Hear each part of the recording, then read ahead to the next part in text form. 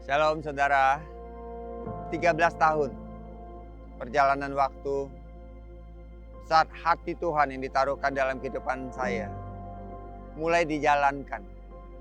Saya berjalan di dalamnya, yaitu meneruskan apa yang Tuhan maksudkan, bukan hanya memberitakan kebenaran Injil, tetapi menaruhkannya baik-baik di dalam kehidupan orang-orang yang Bapak percayakan. 13 tahun. 13 menjadi berarti buat saya saat saya merenungkan bagaimana seorang yang mendapat visi Tuhan, namun tanpa sadar dia masuk dan berjalan di dalamnya. Dan orang itu adalah Yusuf. Kalau kita menghitung waktu perjalanan dia, setelah meninggalkan rumah orang tuanya, lebih tepatnya setelah dia dijual 13 tahun kemudian, Yusuf hidupnya mengalami satu terobosan yang tepat persis seperti apa yang Bapak maksudkan. Dan kalau saya mengingat perjalanan seorang yang bernama Daud, saat Samuel datang mengurapi dia, sampai waktu di mana dia mengalami titik sepertinya titik terendah di Ziklag, sampai Tuhan angkat dia beberapa hari kemudian menjadi seorang raja di Hebron. 13 tahun perjalanan lebih kurang. Saudara, saya bukan mau share tentang angka 13, tetapi saya mau membagikan perjalanan seorang manusia rohani. Banyak orang, saudaraku, mengetahui apa yang terbaik, mempelajari satu kehidupan, atau menyukakan banyak orang dengan hidupnya, namun dia sendiri tidak berjalan di dalam pengenalan. Yang saya maksudkan hari ini adalah saya berjalan di dalam satu pengenalan. Saya berangkat dengan keterbatasan. Saya memulainya dengan kekurangan bahkan. Saya berjalan di dalamnya. Saat saya melangkahkan kaki, ada yang ditambahkan dalam kehidupan saya. Bukan hanya jumlah langkahnya, tetapi ada tempat yang dikunjungi dan kemudian digapai. Perjalanan itu yang saya maksudkan ini, saudaraku. Ada harga yang harus dibayar. Ada waktu yang harus dikorbankan. Maksud saya diberikan. Kemudian terus-menerus tidak menyerah. Bertekun di dalamnya. Bukan hanya mempelajari, tetapi saat menghadapi situasi sukar, situasi sulit, tidak pergi dan tidak meninggalkan. Terus minimal saya ada di situ dan berusaha bangkit dan kembali dan meneruskan perjalanan. Artinya apa, saudaraku? Perjalanan rohani adalah perjalanan yang tidak dapat dan tidak boleh berhenti. Pengenalan akan Tuhan adalah satu perjalanan rohani. Spiritual journey. Kalau saya adalah manusia rohani, saya perlu ada perjalanan rohani. Banyak orang, saudaraku, mengerti tentang manusia rohani, tetapi tidak berjalan sebagai manusia rohani, hanya berjalan sebagai manusia lahiriah. Saya mau menaruhkan perjalanan seorang manusia rohani. Walaupun memulainya terbatas, walaupun di dalam perjalanan dia terbatas, tetapi dia terus mau berjalan. Pertanyaan saya buat hidupmu, adakah engkau berjalan di dalam pengenalan? Bagaimana? Yaitu apa yang saya tahu, saya apply, saya lakukan, saya kerjakan, saya hidupkan. Apa yang saya kenal dari firman Tuhan, bukan saya simpan, tetapi saya bagikan. Apa yang saya dapatkan di dalam kehidupan Kristus, saya teruskan.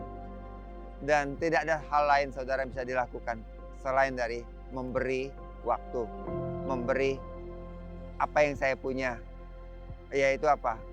Pengenalan, yaitu kerelaan, yaitu kesungguhan, yaitu fokus saya. Inilah memberi hidup, saudaraku.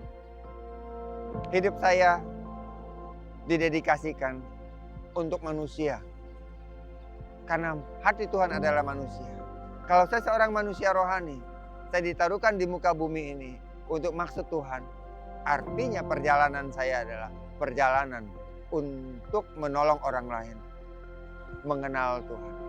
Untuk membawa hidup orang lain terangkat kembali, bangkit. Untuk membawa orang lain, saudaraku, hidupnya tidak runtuh, tetapi utuh. Saudaraku, kalau saya melihat sepanjang tahun ini, yaitu 2024, ini menjadi satu perjalanan yang sangat khusus dan spesial. Menjadi personal. Saudaraku, justru masuk ke tahun ini, saudaraku, seperti apa yang Tuhan taruhkan, yaitu year of celebration. Namun yang saya hadapi adalah satu kondisi, situasi yang tidak saya pikirkan. Kondisi yang sangat tidak mau dan tidak bisa saya bayangkan untuk saya terima. Tetapi saudara, inilah satu perjalanan manusia rohani. Saat engkau tidak berhenti, saya tidak mau berhenti di kondisi seperti itu. Dan saya tahu itu adalah satu perjalanan yang saya mesti lewati. Bukan kesulitannya, bukan kesukarannya, bukan titik terendahnya, bukan titik di mana mengalami posisi yang sangat terjepit.